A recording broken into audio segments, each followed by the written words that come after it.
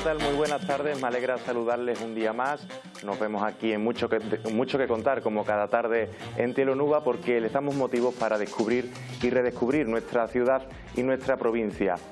Hablamos sobre muchísimos temas, sobre muchísimas cosas, y además conocemos a personas conocidas y otras no tantas, como es el caso de nuestro invitado del día de hoy, que además, como la actualidad manda, es el ganador de la 25ª edición de los premios Diego Díaz Hierro. Él es Fernando Álvarez. ¿Qué tal? Muy buenas tardes. Buenas tardes, Sergio.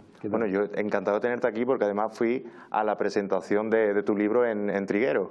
Pues yo te lo agradezco, tu interés por la materia y sí, efectivamente esa presentación se hizo a finales de marzo sobre el libro que escribí sobre la misma materia del terremoto, pero los efectos en Trigueros, sí. Porque claro, has ganado el premio Diego Díaz Hierro con una publicación acerca del terremoto de Lisboa de 1755. Correcto, sí, el terremoto se produjo en ese año, pero afectó a distintas localidades y Huelva fue una de las más afectadas. Por eso me pareció interesante sacar a flote esa información que no ha sido demasiado investigada hasta ahora. Además, Fernando, que es licenciado en Historia y además ha formado parte del cuerpo de secretarios en Ayuntamiento, ¿cómo se pasa de esa parte a la parte de escritor e investigador? Bueno, yo estudié en la Universidad Complutense Historia Moderna y Contemporánea y luego por razones, digamos, profesionales, en aquella época mi carrera no tenía muchas salidas profesionales y me tuve que reconvertir y preparar unas oposiciones al cuerpo de secretarios. Cuando me he jubilado, pues he retomado mi afición a la historia y por eso me he dedicado a estas investigaciones que el libro que nos ocupa pues es una parte de esas investigaciones. Y como parte de esas investigaciones, ¿por qué elegiste el terremoto de Lisboa y no cualquier otra cosa? Pues fundamentalmente porque el pasado de Huelva en general no está demasiado investigado. El siglo XVIII no es de las épocas de la historia de Huelva que más haya, digamos, despertado el interés de los historiadores. Y dentro de eso, pues el terremoto tiene muy poca investigación historiográfica. Y como siempre me han interesado los desastres naturales, la relación del hombre con la naturaleza y demás, pues me interesaba ver un poco cuál era la opinión que tenían los contemporáneos respecto a un desastre que produjo una cantidad de destrozos materiales y de pérdida de vidas humanas en la época del siglo de las luces, precisamente, el siglo XVIII, el siglo de la Ilustración. Y me interesaba mucho ver la reacción que tuvieron tanto las autoridades como los ciudadanos, los vecinos de aquella época ante ese fenómeno que fue una catástrofe.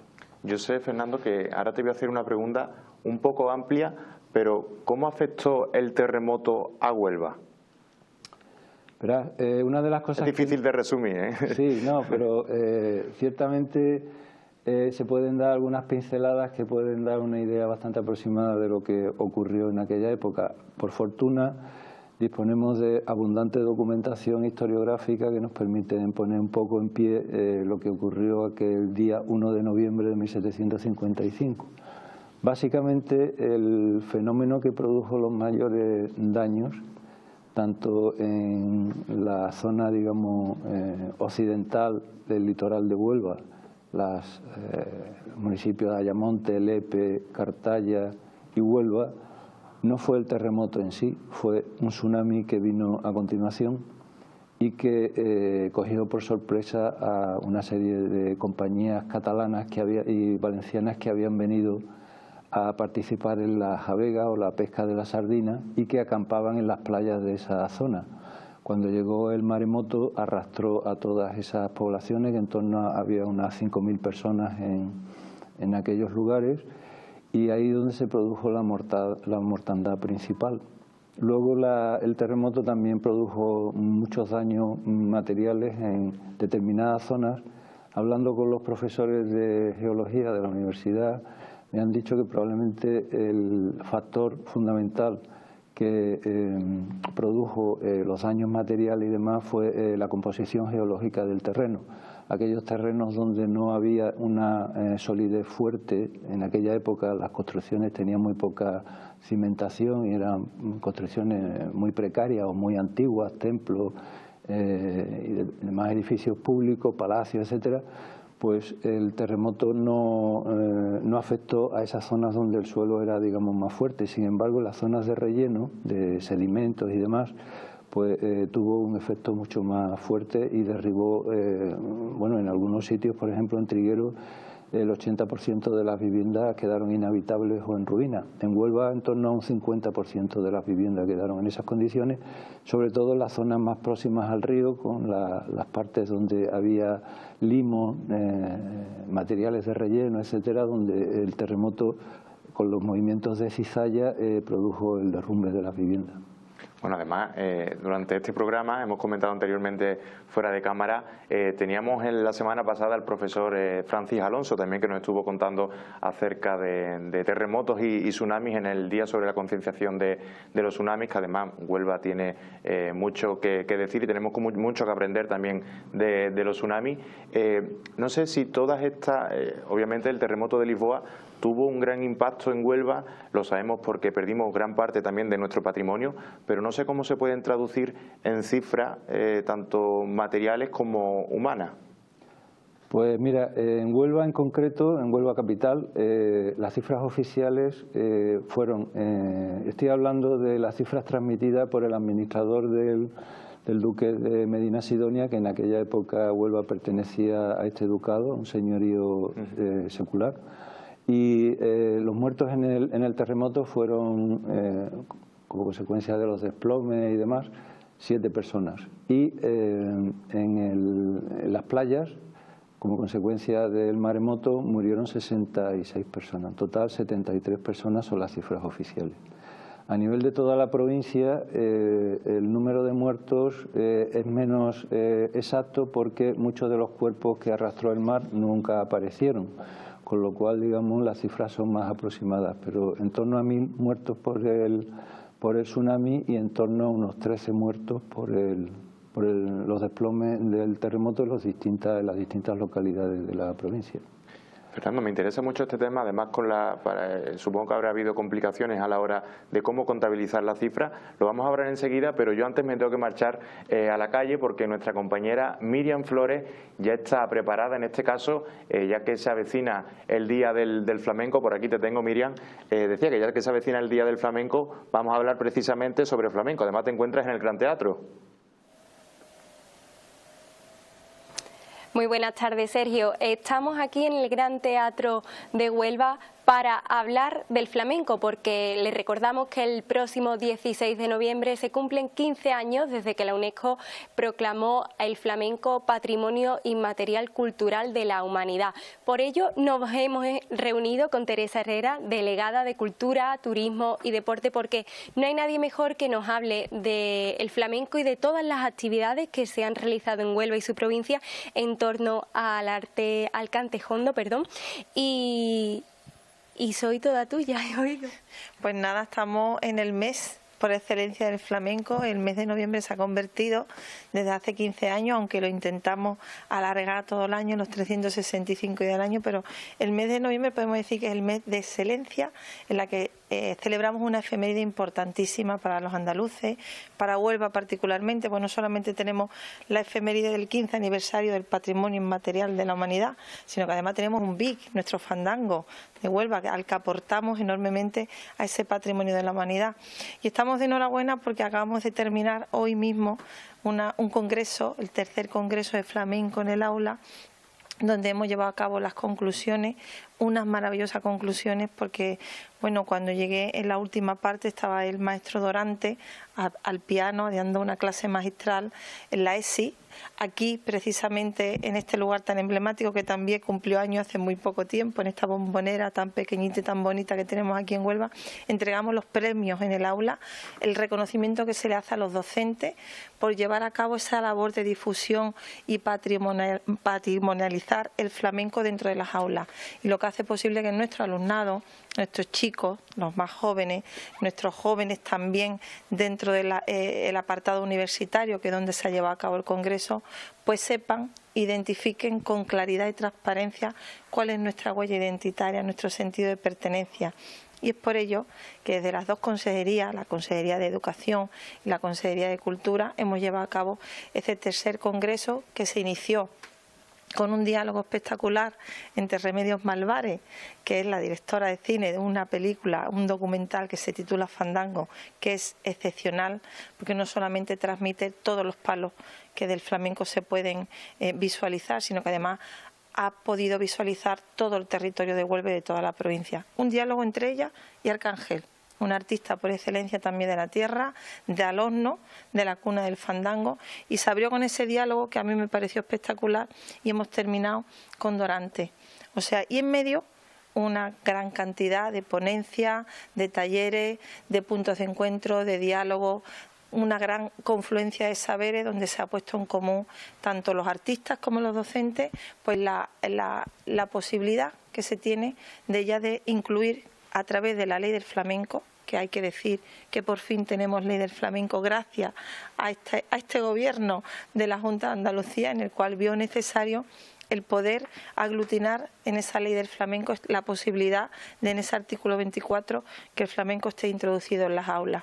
Con lo cual estamos felices, los que somos de aquí, los que además tenemos la gran suerte de llevar a cabo estas competencias, pues podemos decir que las conclusiones de ese congreso han sido no satisfactorias, sino excelentes, a la mayor excelencia, porque ya te digo que han sido 3 días de expansión, de emoción. El flamenco hay que sentirlo, hay que vivirlo, es una emoción que tenemos aquí dentro de nuestro armario, en el pecho, ¿no?, que tenemos todos los andaluces. Y bueno, hemos podido ver y vislumbrar que realmente estamos vivos, que podemos aportar a la humanidad, que para eso somos patrimonio de la humanidad, y podemos hacerlo con una gran seña de identidad como es nuestro flamenco.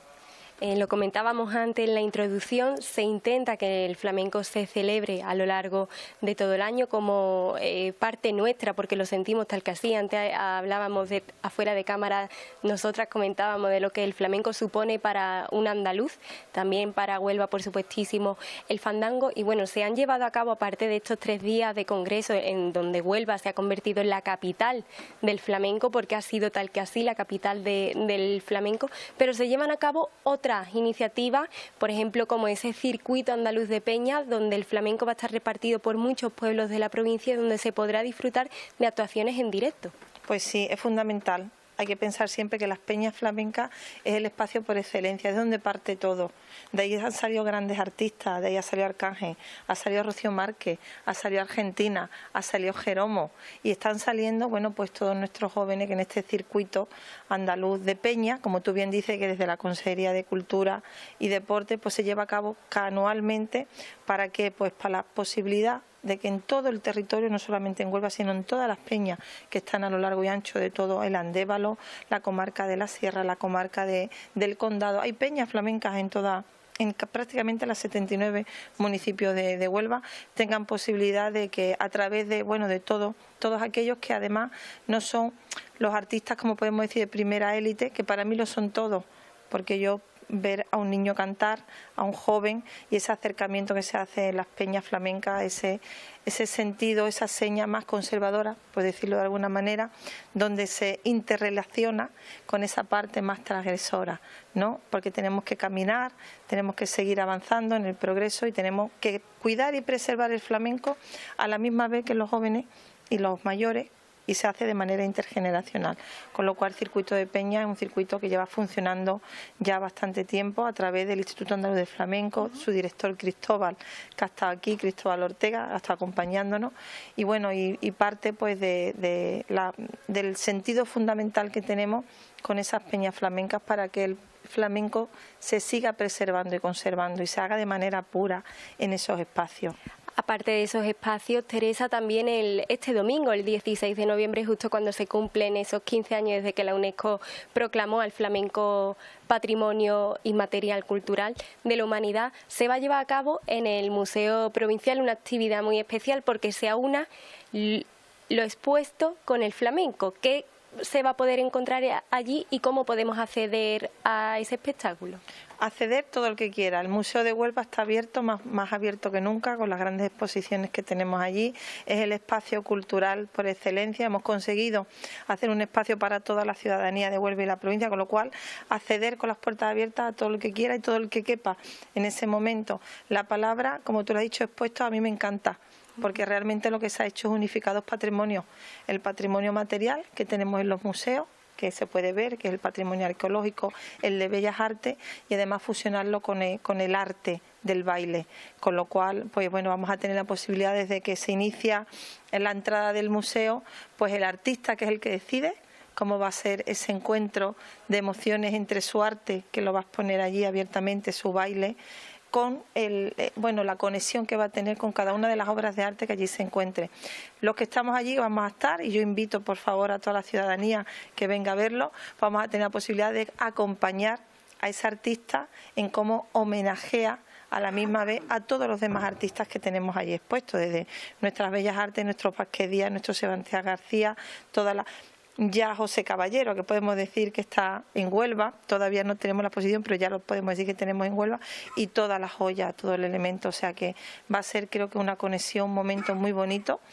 Ya rizamos el rizo, si ya en años anteriores hicimos una llamada del flamenco en elementos patrimoniales, hoy nos atrevemos a entrar a los museos y vamos a hacer en toda Andalucía. Entonces vamos a poder hacer de una manera expansiva en las 8 provincias, los 8 millones de habitantes que tiene Andalucía, por la posibilidad de celebrar conjuntamente algo que nos pertenece, que es nuestro. Y Sergio, a nosotros solamente nos queda subrayar las palabras de Teresa y nos unimos a ese llamamiento para que todo ciudadano de la provincia de Huelva y de Huelva capital asista a este evento que se llevará a cabo en el museo y se disfrute pues de los dos artes conjuntos. Pues sí, Miriam, muchas gracias. Gracias por contarnos y poner en valor el flamenco. Gracias también a la delegada Teresa, que por cierto, dile que le hemos visto tocando el cajón, ¿eh? Sí, antes me comenta mi compañero que ayer pudimos asistir a la convocatoria donde tocaste el cajón. Sí, perfecto, porque además fueron 2 colegios de Huelva más 2 institutos, y yo creo que fue un momento muy mágico, porque el trasladar otro elemento importante, que es la percusión, que está unida sentimentalmente, emocionalmente y en todos los sentidos al mundo del arte flamenco, entre otras muchas artes musicales, pero especialmente la del flamenco, con Pepote, que Pepote por excelencia es quien además ha ideado un cajón de pupitre que da la posibilidad, bueno, a esa inclusión dentro de las aulas, que sí es verdad que todos recordamos esa flauta, ¿no? Pues nosotros queremos que haya un cajón en las aulas y que nuestros jóvenes pues sientan el ritmo de lo que es nuestros palos, lo que es las bulerías, el fandango, la sevillana, y ayer pues tuvimos oportunidad.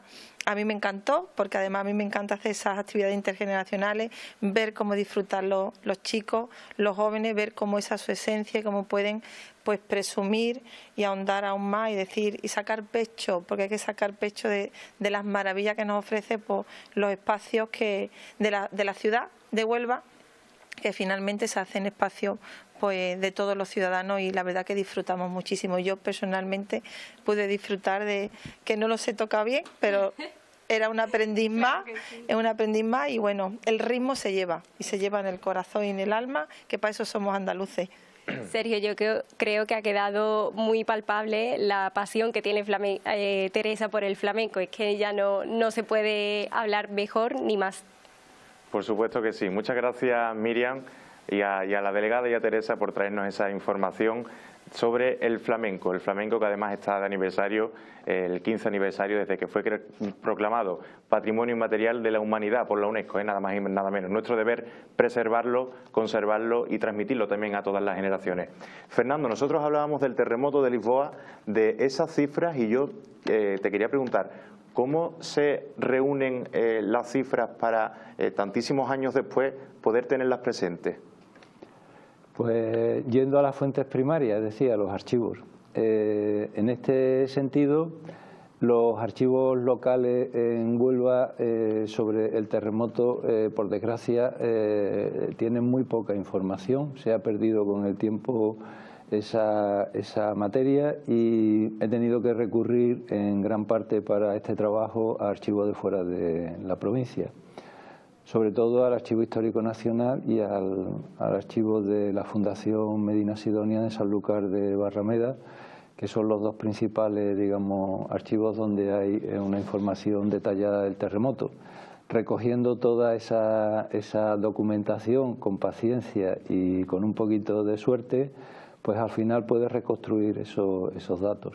No, digamos, ya digo, son fiables porque muchos de los muertos y de las personas que desaparecieron las arrastró el mar y sus cuerpos nunca aparecieron. Hay incluso algunas fuentes que indican que lo que se dieron por desaparecido en realidad fueron esos trabajadores que venían, esos marineros que venían de la zona de Valencia y de Cataluña, pues cuando ocurrió el desastre se volvieron a sus localidades sin darle parte a los jefes de las compañías a las que trabajaban y se dieron por desaparecidos, pero en realidad no fueron tales desaparecidos. En torno, ya digo, en Huelva provincia, en torno a unos 1000 fallecidos, poco menos quizás. Fernando, a mí me surge una duda después de tantos años, como hemos comentado. ¿Cuánto tiempo te ha llevado recopilar toda esta información para, bueno, tenerlo en una publicación, en un libro? Bueno, el trabajo de investigación... Supongo que ha sido mucho, ¿no? Sí. Empecé hace unos 3 años el trabajo sobre el terremoto en Huelva. De esos 3 años, aproximadamente 1 año y medio ha sido de recoger la bibliografía, una bibliografía especializada sobre el siglo XVIII y sobre el seísmo del terremoto de Lisboa. Y el resto, o sea, otro 1 año y medio, pues elaborar el texto y digamos, darle forma con, digamos, una forma literaria que sea agradable y demás. En eso yo soy muy pejiguera y nunca estoy satisfecho con el trabajo y corrijo y es casi la parte más penosa, aunque también el tener que andar, digamos, de archivo en archivo y eso, y pasando muchas horas delante de los legajos y eso también es bastante penoso. Pero bueno, a mí la parte que más me gusta es la parte literaria, cuando ya tienes toda la información y le quieres dar forma para hacer un relato con un guión, con una lógica, con una... Pero bueno, satisfecho con el resultado, ¿no? Sí, bueno, realmente nadie está nunca satisfecho con su trabajo cuando uno es un poquito exigente consigo mismo, pero vamos, básicamente creo que el objeto está cumplido.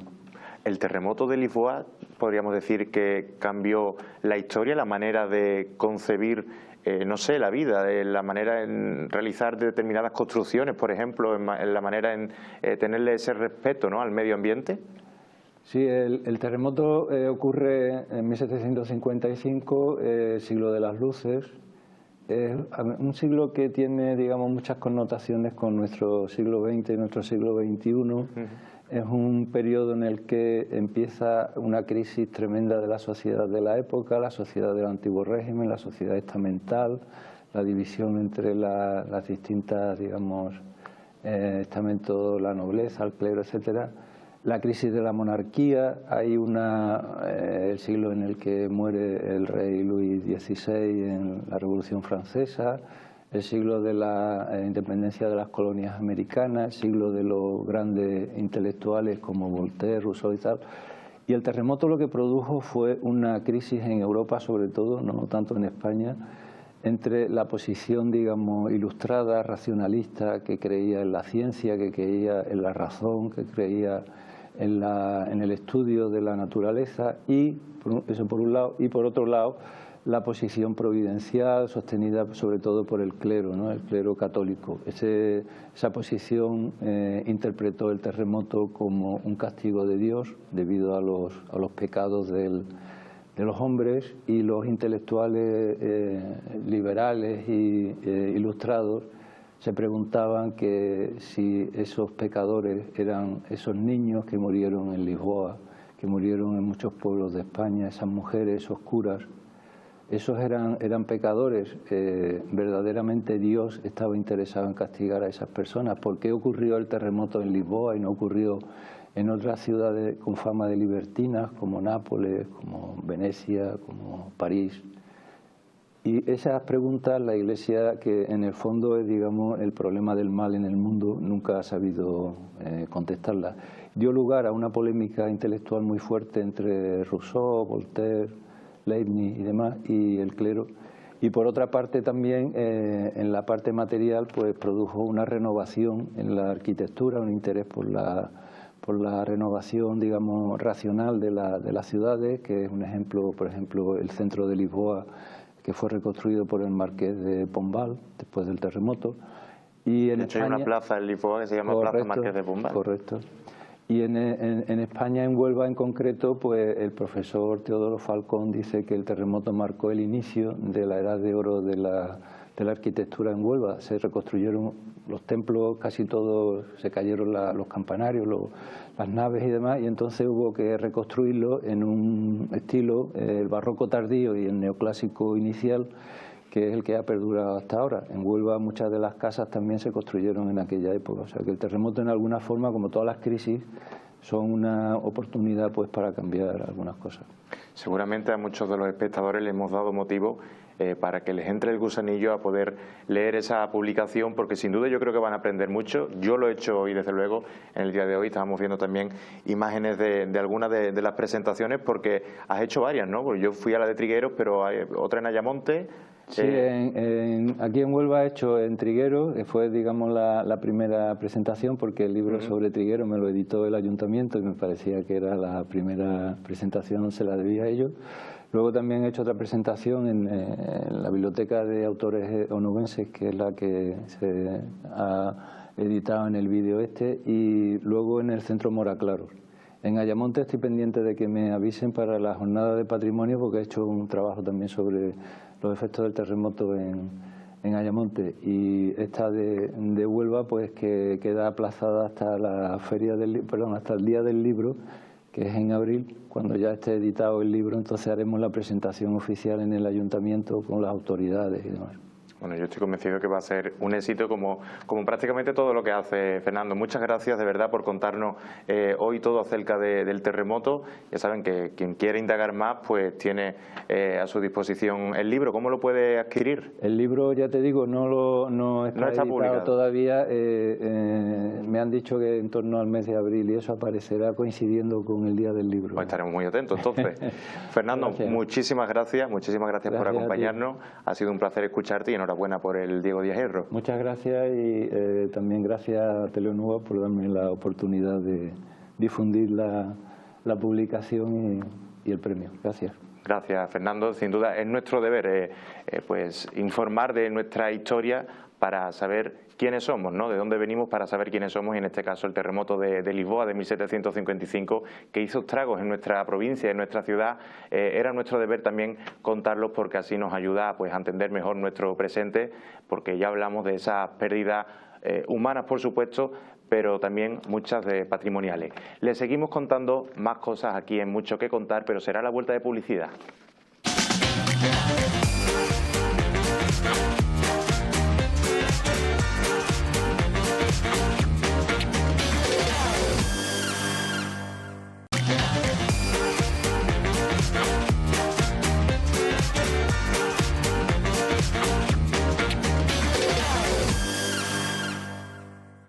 Estamos de vuelta, son las 6:25 de la tarde, estamos en directo contándoles y ofreciéndoles contenido acerca de Huelva, nuestra provincia, para conocerla de una manera mejor. Y ahora que se acercan el periodo navideño, quizás donde muchas de las familias pues tengan ese resurgir de encuentro, hay otras personas que sin embargo pues lo pasan verdaderamente mal, ¿no? Quizás sea uno de los momentos donde más vulnerables se sienten, y para ello hay muchas personas tendiendo la mano, como es el caso del comedor social Virgen de la Cinta. Con nosotros tenemos hoy a Carmen Vázquez, que es la presidenta del comedor. ¿Qué tal, Carmen? Buenas tardes. Buenas tardes. Decía que la realidad es esa, ¿no? Que ahora que se acerca el periodo navideño, quizás nosotros estamos centrados en unas cosas, pero mientras tanto las personas vulnerables quizás se hagan más vulnerables aún, ¿no? Hombre, por las fechas son muy sensibles y lógicamente ellas también lo sienten. Y entonces nosotros procuramos darle un poquito de esa cobertura de Navidad para que por lo menos tengan una chispita de la Navidad. Hace unos días, ayer precisamente, presentasteis, digamos, la campaña junto al puerto de Huelva, que tenéis un convenio para esta campaña navideña, donde decíais que ahora en Navidad precisamente se incrementan los usuarios, ¿no? Algo que a lo largo del año tenéis. Sí, sí. Sí, porque las comidas, sobre todo los días 25, 31 y 6 de enero, que son los días claves de la fiesta. Claro, esos días ponemos comidas especiales, más apetecibles, porque ya lo he dicho en otros medios, de jamón, una representación de la cena típica que se hace en una casa de Huelva, de otras provincias no lo sé, pero entonces que la hacemos que ellos se sientan un poco como si estuvieran en su casa, que la mayoría de los que tenemos hay muchos que no tienen casa, duermen en la calle, debajo de un puente y en fin. Que es lo que procuramos. Porque ¿cuántas personas son usuarias a lo largo del año y cuántas son ahora en Navidad? No, todos los días nosotros diariamente tenemos como mínimo 130 personas. De ahí diarias. No sabemos nunca qué cantidad de personas vienen porque no pedimos nada en el comedor para entrar a hacer el uso del comedor. La persona que tiene hambre y entra, come, se siente, coge su bandeja y allí no se le pide nada. Entonces es complicado hacer de comer todos los días sin saber para cuántas personas. Lo que sí que tengo que decir es que nunca falta comida, siempre sobra. ¿Y eso cómo se hace? Porque supongo que habrá gente colaborando, también entidades colaborando. Perdón. Claro, colaboran. Yo quisiera decir que el gasto medio el año pasado del comedor, a final de año, fueron 100.000 euros. Esos 100.000 euros es todo donado. Nosotros no tenemos nadie que no quisiera nombrar a las entidades principales, aparte del puerto, que lógicamente el puerto empezó con la campaña de Navidad y como hacen poner un nombre, se me ocurrió ponerle campaña de Navidad y efectivamente el mejor nombre que le pusimos. Entonces hay muchas entidades que colaboran, como es el Ayuntamiento de Huelva, el Ayuntamiento de Palo, la Caixa, algunas Cáritas, Cáritas de las parroquias y luego sobre todo los voluntarios y la gente de Huelva, que es muy generosa. En Navidad se vuelven más generosas todavía. Entonces, claro, yo les invito a que ahora llegan las fechas en las que nosotros, digamos, llenamos el almacén. Porque das de comer diariamente, pues eso, cuando se pone garbanzo, son 30 kilos de garbanzo los que se ponen allí. Eso no lo hacen las voluntarias. Tengo que decir que hay 2 personas contratadas que son las que se encargan de la cocina, porque una voluntaria, eso es imposible. El voluntariado no repite normalmente, como mucho van 2 veces a la semana, pero cada día de la semana son voluntarias distintas. Entonces, claro, cuando tienen tiempo libre y se comprometen a que ese día van a ayudar al comedor. Ya que estás hablando de voluntarios, Carmen, y también a través de esta televisión, de Telonuba, podemos llegar a más personas. ¿Cómo se puede colaborar? ¿Cómo se puede hacer el voluntariado en el comedor? Pues el voluntariado, verás, ahora mismo es complicado porque tenemos mucha gente.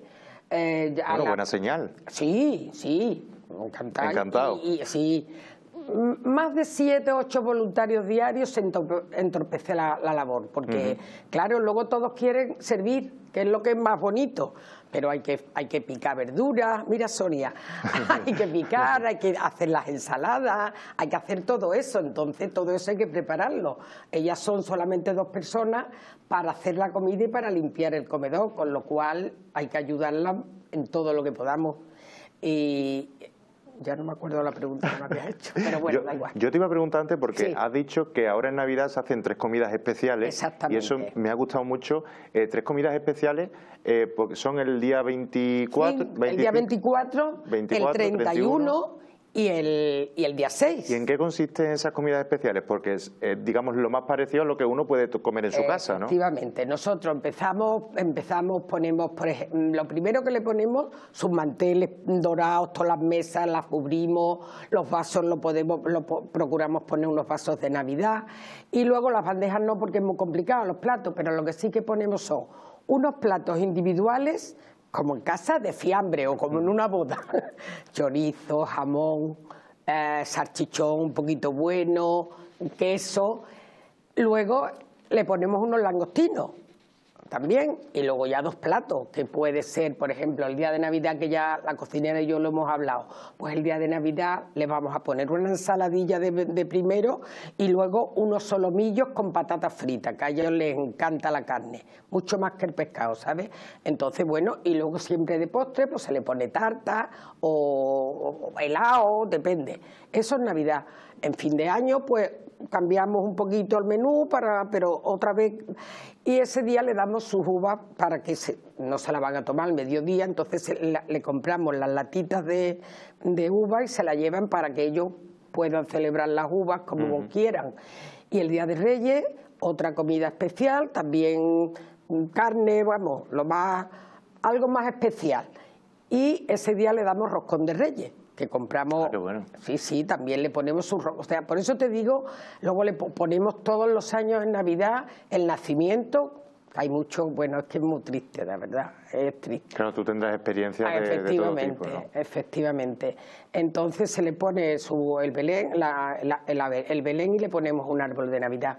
Algún año, las voluntarias, durante todo el año hemos hecho bufandas, gorros, y el Día de Reyes le hemos dado un regalito a cada uno. Lo que pasa que es muy complicado, porque son muchos, y entonces, bueno, pero... y el día 24 también le regalamos una caja de polvorones a cada uno, que eso nos lo regala el Ayuntamiento de Palos. Y entonces, o sea que quiero decir que viven un poquito la Navidad. Claro, un poquito mejor, claro, sí. Claro que sí. El año pasado, lo de la... Ay, hijo, que se me ha ido de la cabeza. Se va completamente. No, se me va. Bueno, yo te iba a decir que, claro, al no tener previsiones, me has dicho que diariamente pues no tenéis previsiones de cuántas personas pueden acudir. Supongo que para estas fechas especiales, estas 3 comidas especiales tampoco. Pero siempre hacemos de más, porque eso te iba a contar. La comida, nosotros, el comedor se abre a las 12 hasta la 1:10. En ese tiempo entran a comer todas las personas, van entrando y saliendo porque no tenemos espacio para tanto. Entonces, cuando a la 1 se cierra el comedor, toda la comida que sobra la repartimos en tarros de cristal y se les da a ellos en la puerta. Los que quieren se esperan en la puerta y esa comida se la llevan ellos para la noche, para la tarde, para cuando ellos quieran. No se desperdicia nada. No se desperdicia nada. Entonces, yo creo que está bien organizado, pero bueno, todo hay que ir mejorando, todo se puede mejorar. Siempre se puede mejorar más. Carmen, permíteme un momento porque yo me tengo que ir a la calle porque nuestra compañera María Álvarez desde la Sierra, durante este fin de semana que ha tenido lugar las Jornadas Andaluzas de Administradores de Fincas en Aracena, nos ha hecho un pequeño resumen, un pequeño reportaje para contarnos lo que allí ha sucedido. Vean. Bienvenidos y bienvenidas a un nuevo reportaje aquí en Telenuba. Como veis, estamos inmersos en las 32ª Jornadas Andaluzas de Administradores de Fincas, así que quédense con nosotros y no se pierdan este reportaje.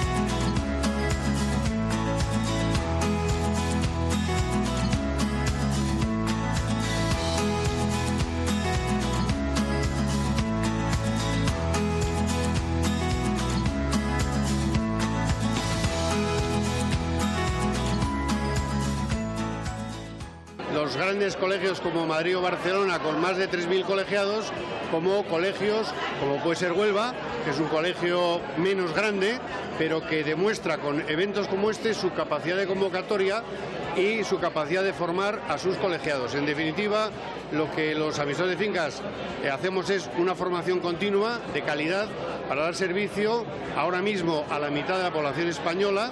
No podemos olvidar que la mitad de los edificios residenciales de España son administrados por administradores de fincas colegiados. Nos queda otra mitad, o sea, hay un mercado, hay un futuro que no tiene ninguna otra profesión, y que yo animo a los que puedan escuchar estas breves imágenes a que apuesten por la profesión de administrador de fincas, porque es dar un servicio más a la comunidad. La verdad es que es un trabajo muy gratificante, porque nuestro trabajo diario no es más que solucionar el problema diario a los vecinos, a los propietarios de una comunidad, que tengan el ascensor, que tengan el aire acondicionado, la calefacción, el agua caliente, que todo funcione. Y cuando es así, es que hay un administrador de fincas colegiado. Cuando algo no funciona, entonces ¿dónde está el presidente? ¿Dónde está el administrador? Así que confíen en nuestra profesión, porque estamos en permanente reciclaje y formación.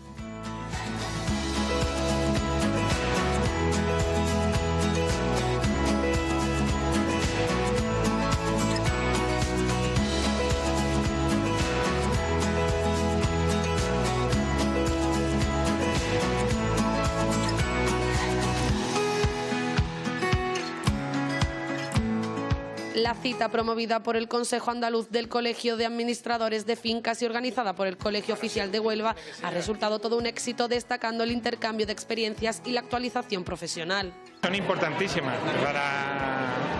para todos los colegiados de Andalucía. Esta es la 32 edición.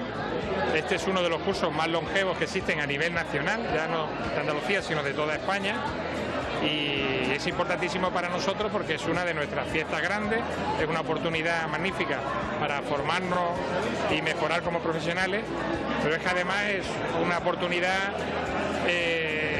para encontrarnos, abrazarnos, apoyarnos mutuamente y vernos como amigos, todos los compañeros de Andalucía. No, iba a preguntarle que cuáles son la temática que hoy se va a tratar aquí, que tiene esa gran relevancia para este tipo de actos, para este evento, que se va a tratar, se ha hablado de sostenibilidad, vivienda. Cuéntanos un poco sobre eso. Se han elegido unos temas muy interesantes y que ahora mismo son punteros en las necesidades que tienen los administradores de fincas. Vamos a hablar de organización de despacho, de comunicación, vamos a hablar de inteligencia artificial aplicada a nuestra profesión. Y sobre todo también en la parte jurídica se va a hablar de los medios alternativos que ahora son necesarios antes de presentar una demanda y que afecta mucho a las comunidades de propietarios en todos los procedimientos judiciales que tienen que iniciar, especialmente los de reclamación a los propietarios morosos.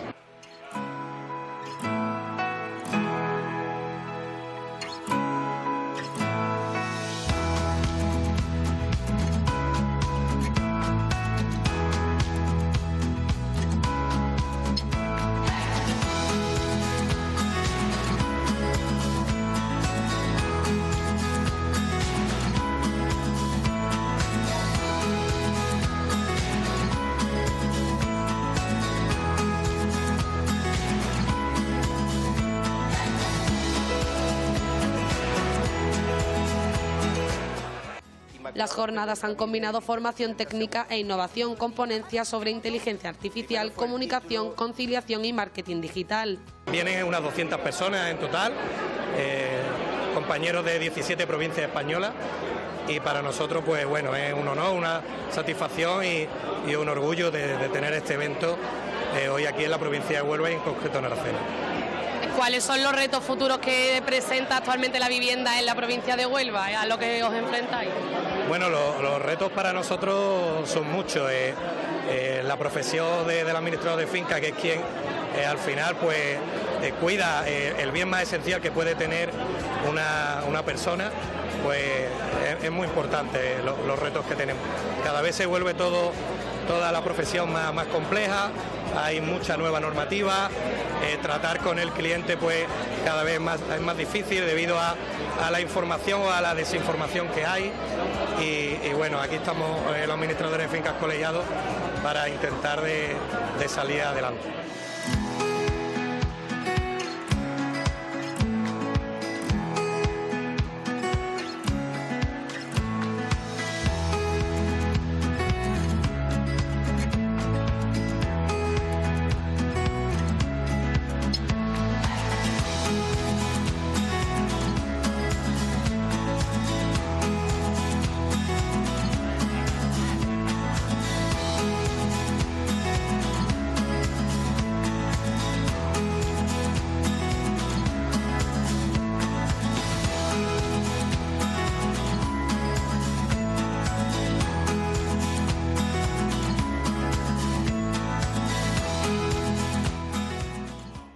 Con esta edición, las jornadas consolidan a Huelva como epicentro de la profesión, reafirmando el compromiso de los administradores de fincas colegiados con la sostenibilidad, la eficiencia y la convivencia con las comunidades. Una jornada que van a reunir a unas 200 personas aquí en Aracena, donde van a debatir de temas yo creo que muy importantes y de mucha actualidad, porque tienen que ver directamente con un ámbito tan sensible para todos y tan trascendental como es el de la vivienda, y cuestiones tan de actualidad como es la situación del mercado de la vivienda, el impacto de las viviendas turísticas, la rehabilitación, la eficiencia energética o también la aplicación de nuevas tecnologías en este ámbito, en esta profesión.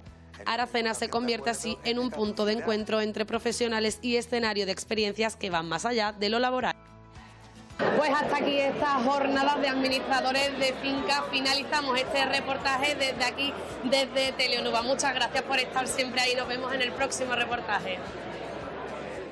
Muchas gracias, María, qué interesante. Más de 200 profesionales en Aracena, que además un pueblo bellísimo, gracias al equipo de la Sierra por cada día traernos un contenido distinto para también descubrir esa zona que por aquí, por la parte de Huelva, se nos queda un poco tan lejos, pero que gracias a ello las tenemos muy presentes cada día.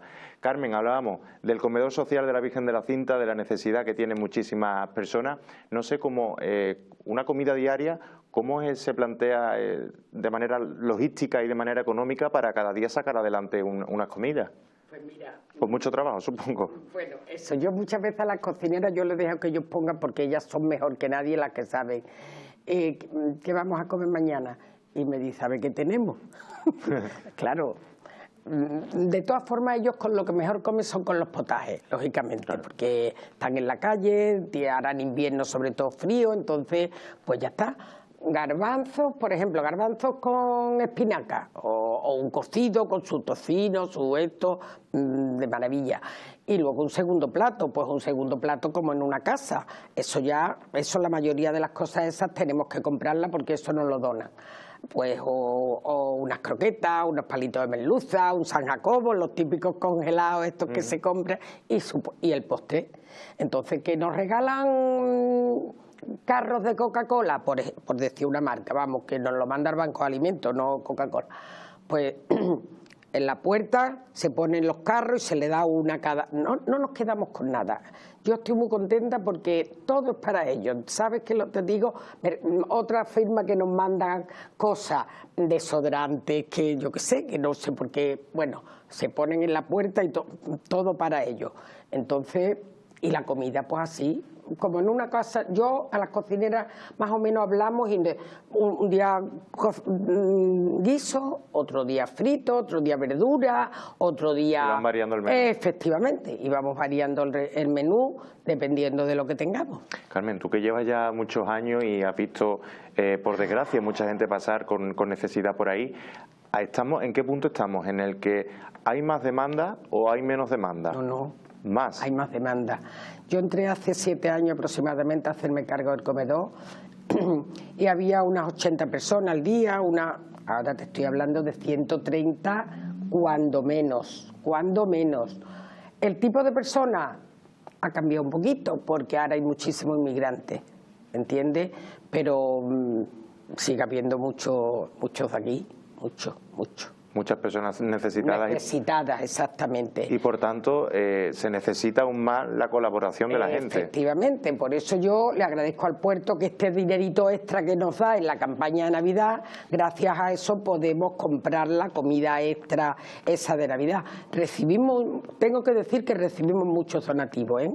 El año pasado, por ejemplo, el jamón que le pusimos nos lo mandó una empresa, tampoco quiero, y que ahora... Sí, la ayuda de la gente está ahí, la empresa. Está ahí, y lo que quiero decir, no queremos dinero, hombre, queremos dinero. El dinero es una tontería decir que no, porque con el dinero compramos, pero que si mandan carros de comida o una cesta o esto, igual de bien nos viene. Pues aprovechando, ahora mismo en su casa, alguien de alguna empresa, una persona que dice, pues yo quiero mandar un carro, ¿qué tiene que hacer? Pues nada, ir a una tienda y normalmente de las que saben que mandan, y decir, esto lo mandan ustedes al comedor social Virgen de la Cinta. No se equivoquen de nombre, por favor, Virgen de la Cinta. Además tiene un nombre muy bonito. Sí, pero es que hay una confusión con uno que hay Virgen de Belén, que ese no tiene, es el Virgen de la Cinta.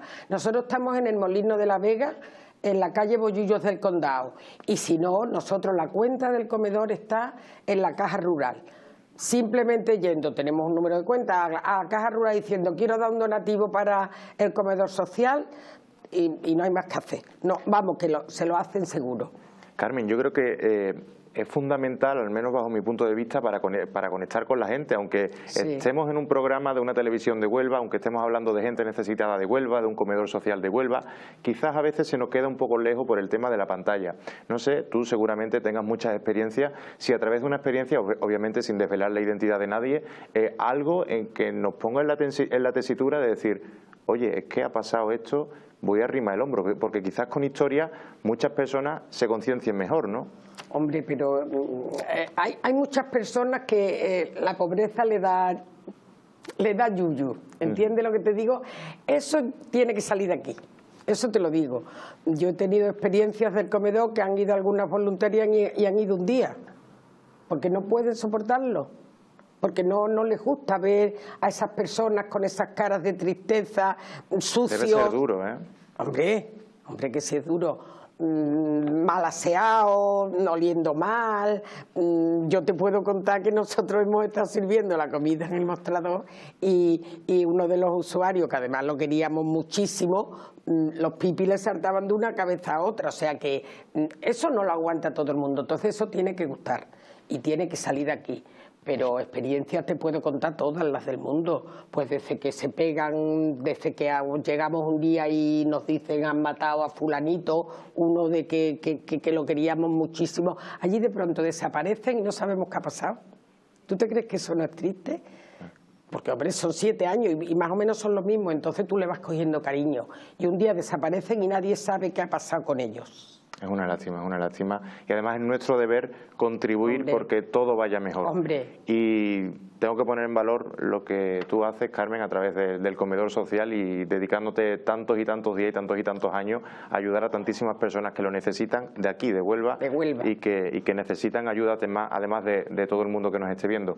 Carmen, muchísimas gracias por estar con nosotros, por compartir algunas de las experiencias y por poner de relieve la realidad que se vive aún más latente en estas épocas navideñas. Gracias a vosotros por llamar. Gracias, que vaya todo bien. Muchas gracias. Bueno, y nosotros nos vamos a la calle porque el tiempo es de actualidad, estamos en aviso naranja por precipitaciones, por viento. Nuestra compañera Miriam además lo está notando también de primera mano, porque Miriam, creo que estás en la calle.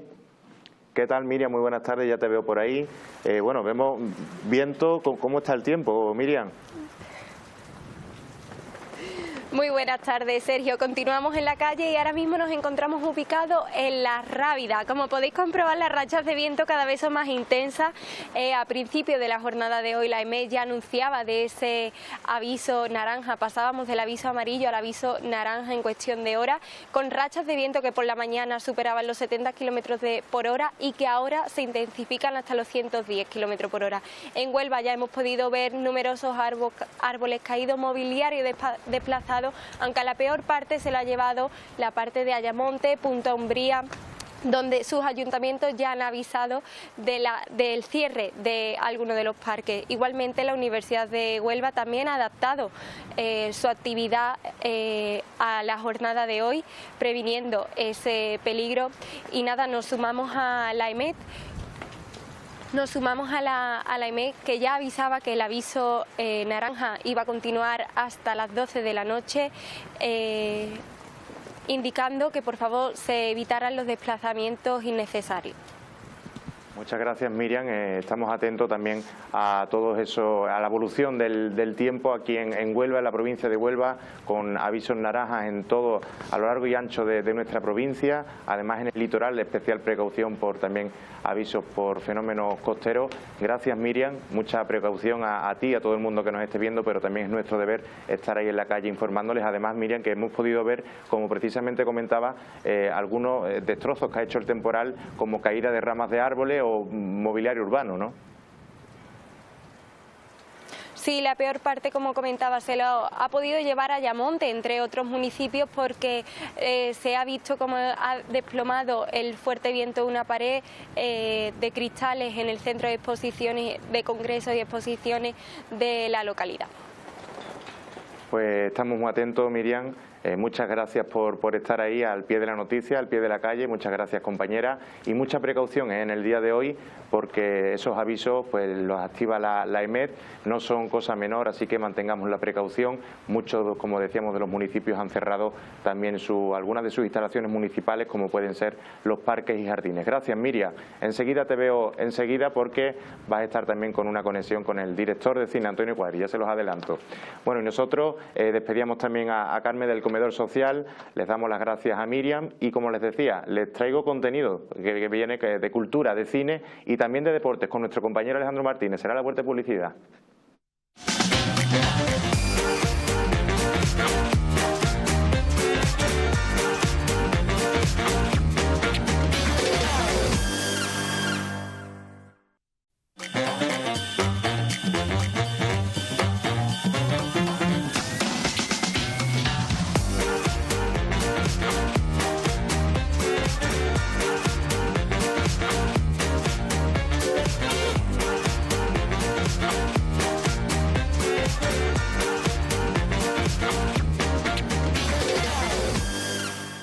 6 y 7 minutos de la tarde, estamos de vuelta en Mucho que Contar.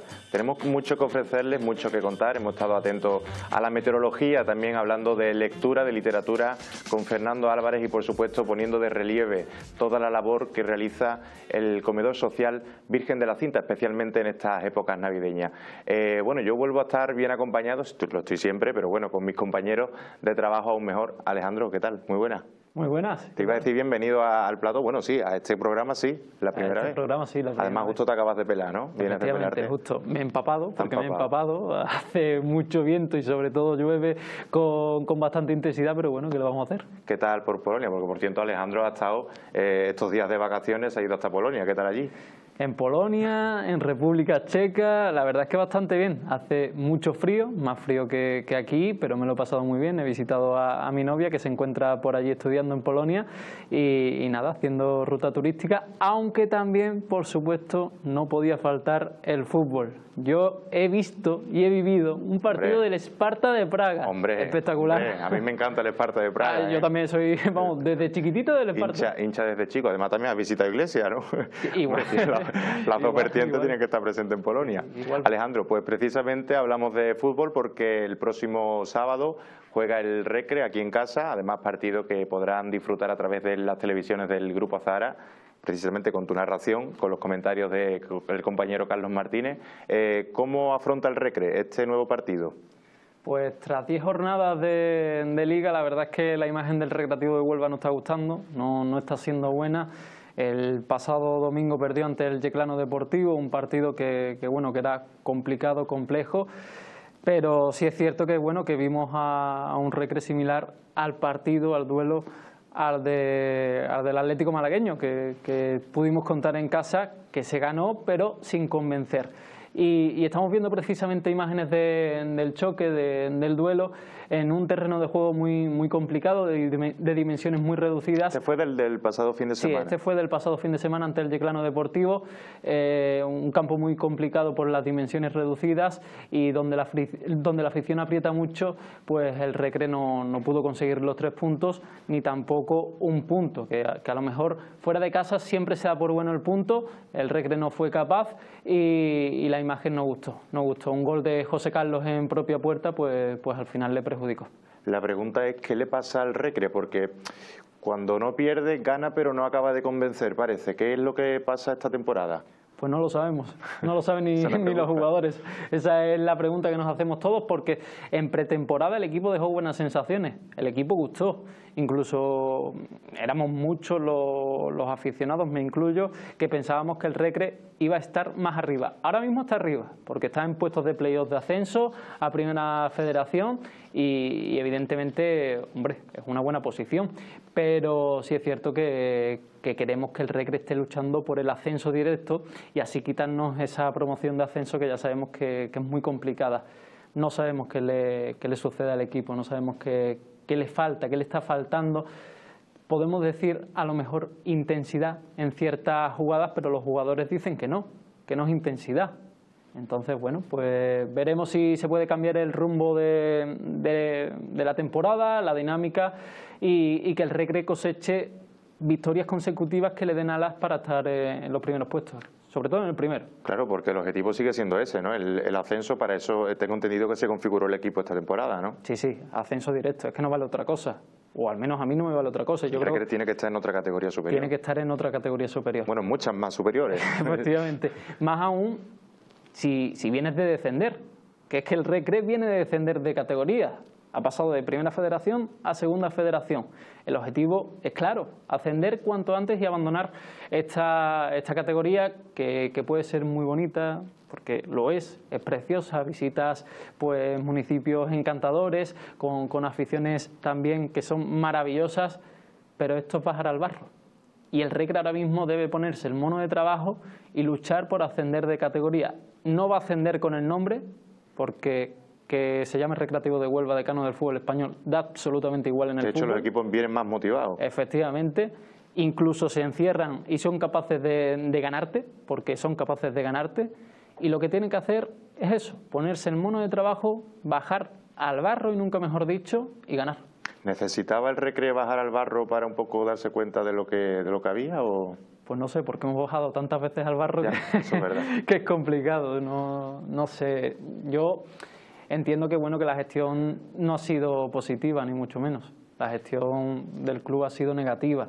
Ahora parece que vuelve a resurgir. Vuelve a haber luz por ahí al final del túnel. Vuelve a haber luz al final del túnel, vuelve a resurgir de su ceniza y ojalá que le vaya muy bien a la nueva propiedad y el Recre ascienda esta temporada, porque es necesario para una afición que está quemada, y ya lo demostró hace unos días en el Estadio Nuevo Colombino ante el Atlético Malagueño con esos cánticos hacia Pedro Morilla. Precisamente hablando de la afición del Recre, Alberto López, hoy lo hemos sacado en Telonuba, Alberto López, el lateral del decano del fútbol español, estuvo hablando de cómo será el ambiente del próximo partido. Este sábado a las 4 de la tarde ante Lucas Murcia, uno de los equipos que va también a luchar por el ascenso de categoría. Y Alberto López le mandó un mensaje a la afición recreativista, a la afición del decano del fútbol español. No sé si tenemos preparado el corte. Creo que sí, ¿no? Lo tenemos. Así que vamos a escuchar las declaraciones del jugador. Que compartan con nosotros esos malos momentos, que nosotros también queremos ser protagonistas los 90 minutos y queremos jugar ese juego que sabemos hacer la mayor parte del tiempo. Pero en los que no, que lo sufran con nosotros, que defendamos fuerte atrás cuando toque. Y así creo que es una sinergia que vamos a disfrutar cuando seamos protagonistas y cuando nos toque apretar el culo atrás, cuando nos toque. Fundamental esa sinergia, ¿no?, de la que hablaba. Que compartan también los malos momentos. Lo dice principalmente por el momento que vivimos en el partido ante el Atlético Malagueño, esos gritos de la afición que se escucharon en todo el estadio, excepto Pedro Morilla, que no los escuchó, pero se escucharon en todo el estadio pidiendo la dimisión del propio Pedro Morilla. Cuando hay run run los jugadores se ponen nerviosos, pero es que también es cierto que la afición es soberana y se puede quejar en cualquier momento. Alejandro, enseguida hablamos de fútbol, bueno, de fútbol y más deporte, porque tenemos que hablar también del Sporting, tenemos que hablar de baloncesto, pero yo antes me tengo que marchar de nuevo a la calle porque nuestra compañera Miriam nos tiene que presentar de algo que llevamos mucho tiempo hablando y que después ya les adelanto que estén muy atentos porque vamos a sortear 2 entradas para el estreno de Te protegerán mis alas, esa nueva película que el director de cine tiguereño Antonio Cuadri ha presentado hoy mismo en la Diputación de Huelva y que se estrena mañana. Miriam.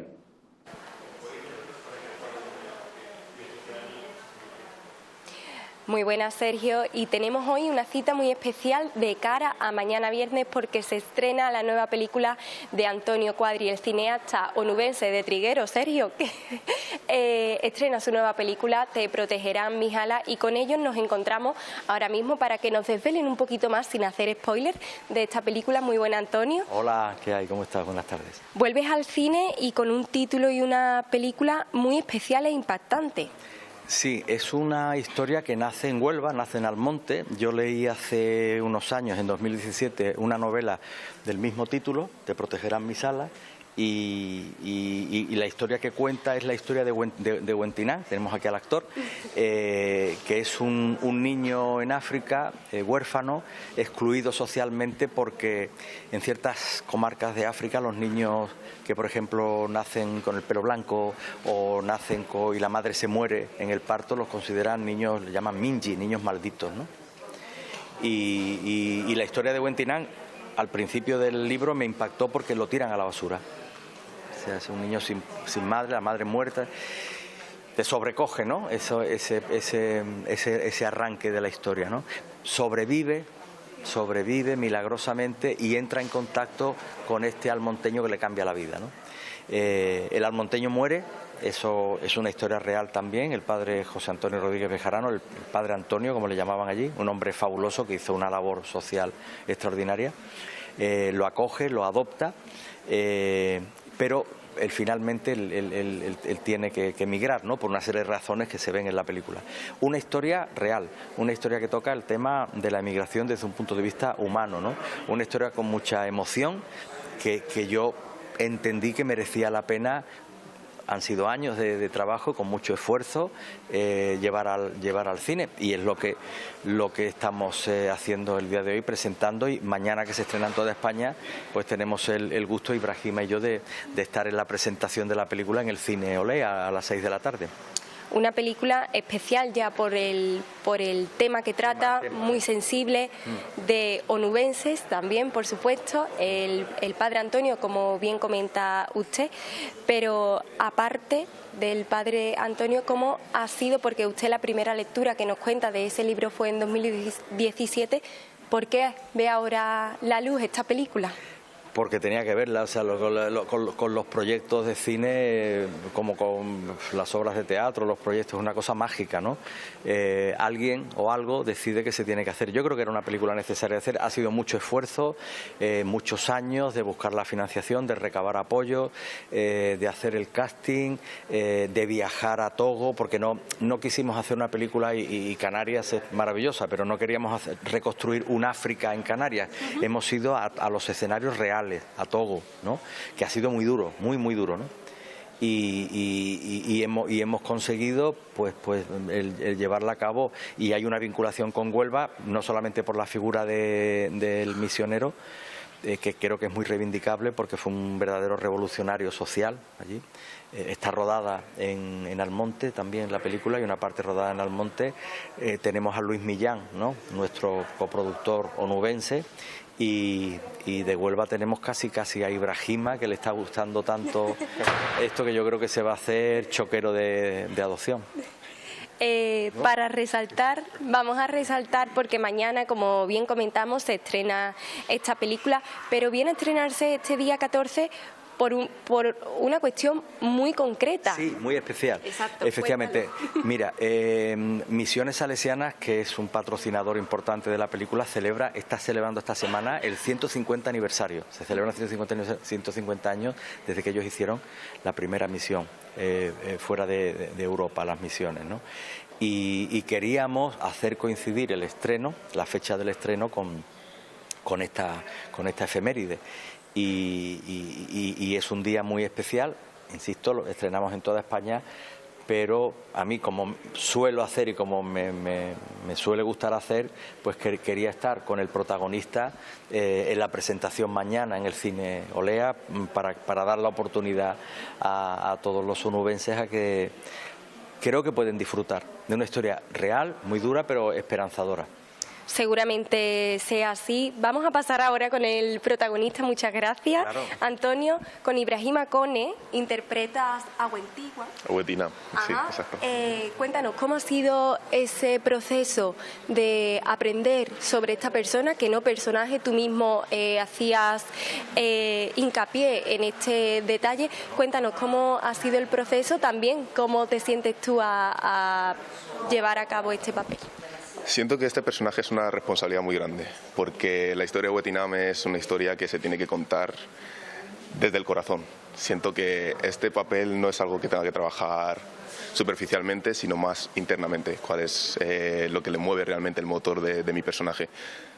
Cuando me leí el guión por primera vez, rompí. Rompí porque acabé con el corazón lleno y dividido en dos partes. Por una parte por el dolor que me daba al final y por otra parte por lo sanadora que era a la vez, ¿no? Y siento que durante todo el proceso de aprendizaje del guión, de lectura del guión, he estado muy bien acompañado por Antonio Cuadri. Hemos tenido varias reuniones en las que nos hemos sentado y dicho, oye, pues yo percibo a este personaje de esta manera, esta persona de esta manera, siento que haría ciertas cosas de una manera, de otra. Y Cuadri me ha ido guiando y siento que en todo momento ha habido buena armonía, siento que ha sido muy fácil trabajar con él, ha habido muy buena conexión. Y siento que el papel de Wetinam es eso, es un mensaje de esperanza y tiene que verse, tiene que llegar, verse cerca a mí. Wetinam, que al final viene a formar parte de esta peli, por supuesto, tu segunda vez en Huelva, porque ya comentabas que habías venido por primera vez con 12 años. Cuéntanos un poco qué te parece la ciudad. Pues yo vine por primera vez a los 12 años por un campamento y el campamento fue en Doñana.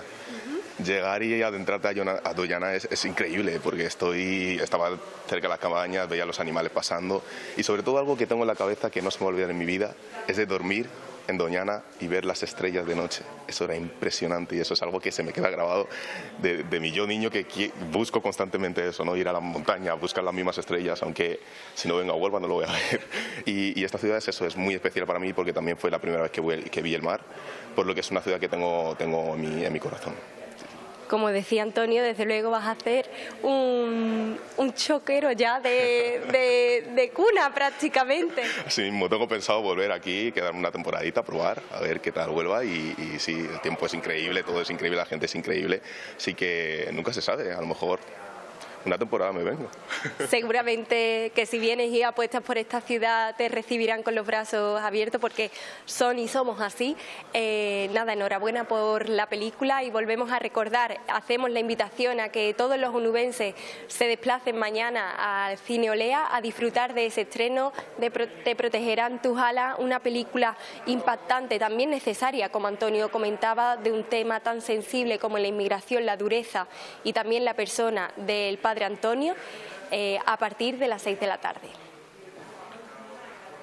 Muchas gracias, Miriam, gracias por estar ahí con Antonio Cuadri, además paisano, un gran abrazo y por supuesto al actor por contarnos también todo acerca de la película que mañana tendrá lugar el estreno, al que por cierto ya aprovecho para pedirle el número de teléfono que lo pongan los compañeros por aquí porque estamos sorteando 2 entradas para el estreno del día de mañana en los cines del Centro Comercial Olea de Huelva, donde además estará participando, donde acompañará en el cine el propio director y el actor también. Así que les invito a que llamen, contacten con nosotros, una llamada completamente gratuita, no tienen que hacer nada, solo llamar a ese número de teléfono para conseguir gratis 2 entradas para el estreno de mañana de Te protegerán mis alas, esta película del triguereño, del director de cine triguereño Antonio Cuadri, para poder disfrutarla en el día del estreno. Además, el estreno que se llevará a cabo de manera simultánea en Almonte, en la localidad donde se basa la película, el protagonista, en Trigueros, que es la localidad natal del director, y en la capital, en Huelva. Así que les animo a que participen. Cuando tengamos llamadas, las compañeras me avisarán. Alejandro, hablábamos del Recre, del próximo partido frente al UCAM Murcia, el próximo sábado a las 4 de la tarde. ¿Cómo lo afronta el Recre? Pues me imagino que con ganas y con ilusión, me imagino. Y hombre, evidentemente tiene que ganar, pero además de ganar, ha de convencer. Ya no solo vale sumar de 3, tiene que convencer a una afición que, como te decía antes, está quemada. El pasado miércoles, en rueda de prensa, también habló, además de Alberto López, habló Alex Bernal, el jugador que yo creo que está más sorprendiendo a la afición recreativista porque es un gran jugador y bueno, se ha demostrado en estos primeros 10 partidos de Liga. Así que vamos a escuchar sus declaraciones a ver qué comentaba del partido. Necesitamos salir al campo y enganchar a la gente, porque al final sí es verdad que venimos de varias jornadas, de run run en las redes sociales, al final hay un murmullo y una situación que lo que tenemos que hacer es limpiarla, porque al final, gracias a Dios, estamos en una posición privilegiada, estamos trabajando bien, las cosas estamos haciéndola bastante bien y el vestuario es súper sano y eso es algo que hay que aprovechar. Con lo que tú dices, pues bueno, la gente, ¿cómo va a venir al campo? Pues no sé, vendrá con su camiseta del Recre, con su bufanda y tendrá que animar y apoyar porque al final lo necesitamos. Alejandro, hablabas de convencer y Alex Bernal habla de enganchar. Sí. Sinónimo, claro. Sinónimo, porque son conscientes. Yo creo que los jugadores son conscientes de ese run que hay cada vez que el equipo no da la talla en el Estadio Nuevo Colombino, también fuera de casa, aunque ha sido la primera derrota fuera de casa, lejos de tierras onubenses, y los jugadores son conscientes. Toca convencer, porque si tú convences a la afición va a estar contigo, y más la afición del Recre, que es incondicional, que muestra su amor incondicional siempre. Lo está haciendo en la cuarta categoría del fútbol español con más de 13.000 socios.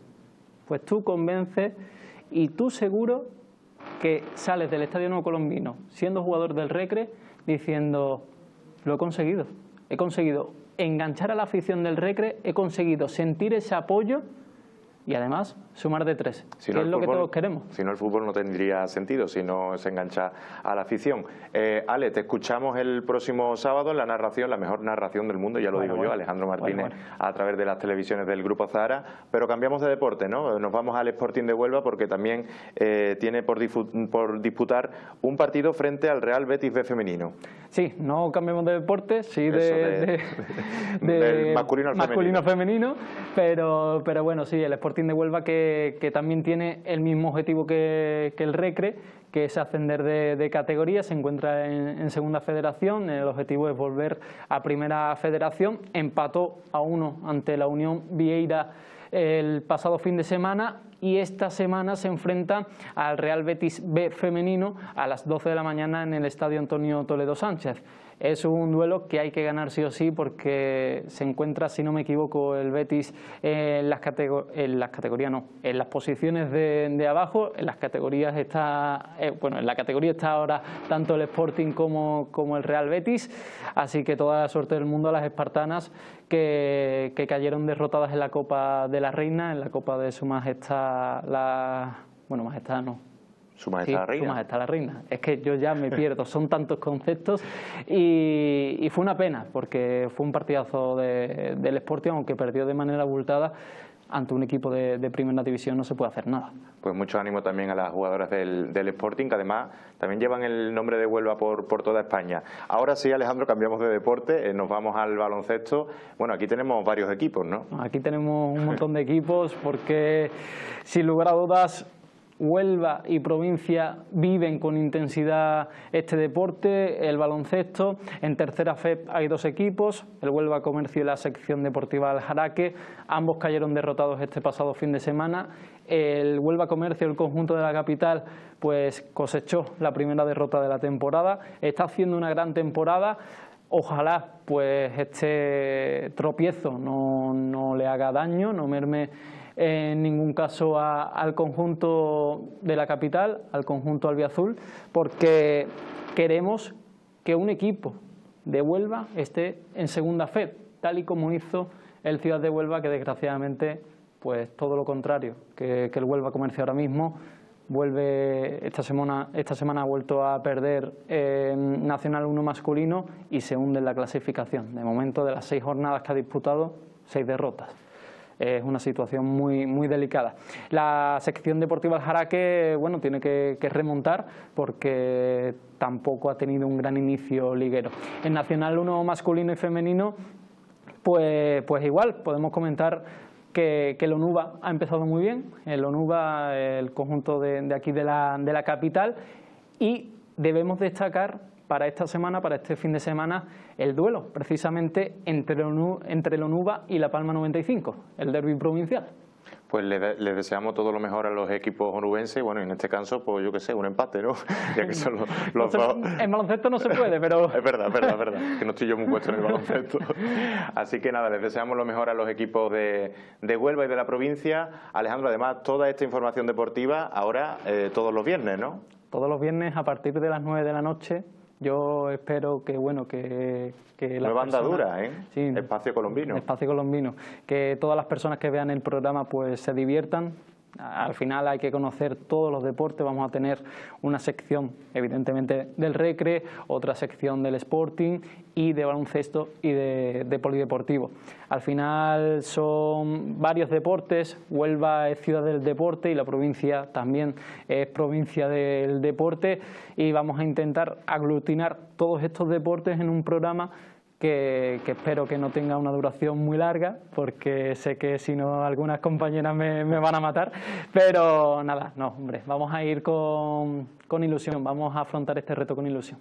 Espacio Colombino todos los viernes a partir de las 9 de la noche para la mejor información deportiva. Además, Alejandro, que tú te encargas también de manera diaria los informativos de las 2:30 y 8:30 también de la sección deportiva. Así es, yo estaba muy bien en Polonia y en República Checa, me podría haber quedado allí. Ahora de puerta a punta pala. Hemos vuelto. Bueno, pues toda la información deportiva, gracias Alejandro, compañero. Nos vemos ahora dentro de un rato, nos vemos mañana, en realidad nos vemos todos los días. Sí, porque estamos atentos a todo. Precisamente, aquí hay mucho que contar y en deporte también hay mucho que contar, así es que... Por supuesto que sí. Gracias, Alejandro. Nada. Bueno, pues nada, nosotros despedimos, espero que vean también, obviamente, que sigan Espacio Colombino todos los viernes a partir de las 9 de la noche, también la nueva andadura del compañero Alejandro Martínez, y nada, recordarle ya por último que este sábado a partir de las 4 de la tarde, un poquito antes, podrán disfrutar en directo a través de las televisiones del Grupo Azahara, de Telonuba, de Canal Costa Televisión y de Condavisión, del Recreativo de Huelva UCAM Murcia. Nosotros nos vemos la semana que viene, no se olviden de que mañana a partir de las 5 tenemos un resumen con los mejores momentos de la semana. Buen día.